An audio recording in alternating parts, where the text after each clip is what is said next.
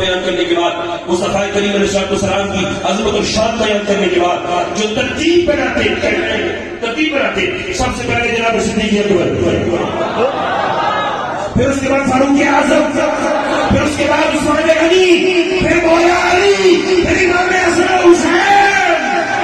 اب جو بھی خود کو قادری کہتا ہے، غوث اعظم کا غلام کہتا ہے، یہ کیسے ہو سکتا ہے؟ غوث کو مانے، غوث کی نام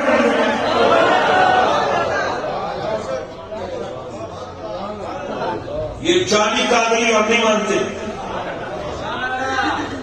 ہم تو ان کو مانتے ہیں جن کے ظاہر و باطن میں قادری قادری قادری، جنہوں نے غوث اعظم کو بھی مانا ہے، غوث اعظم کی بھی مانی ہے۔ بات سمجھ میں آئی ہے؟ ایمانداری سے بتائیں یار، غوث پاک کا غلام ہو گئے تو نماز دیکھنا پڑے، بولو بولو، غوث پاک کا غلام ہو روزہ نہ رکھے، غوث پاک کا غلام ہو اور رزق حلال کی جستجو نہ کرے، غوث پاک کا غلام ہو گیارہویں کی دیکھ تو بانٹے، بہن بھائیوں میں ہاتھ آ جائے،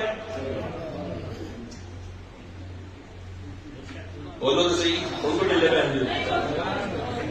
سوال ہی نہیں پیدا ہوتا، یہ ہو ہی نہیں سکتا کہ غوث اعظم کی 11ویں کو بانٹا اور تعلیمات غوثیہ پر لوگ مفاقے چرا لو۔ جس کے دل میں اور جس کے گلے میں غوث اعظم کا پٹا ہے نا، اس کی ایک ایک سانس غلامی مصطفیٰ میں ہے، اس کی ایک ایک سانس اتباع مصطفیٰ میں ہے، اس کی ایک ایک سانس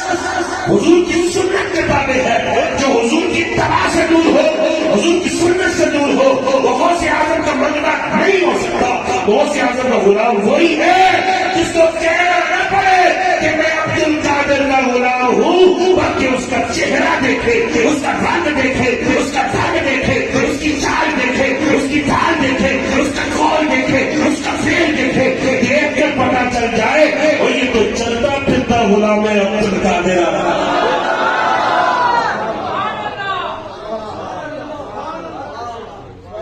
بات سمجھ آئی ہے؟ تو ہم نے حضور غوث پاک کی تعلیمات کو سمجھنا ہے، ہم نے قرآن سے محبت کرنی ہے،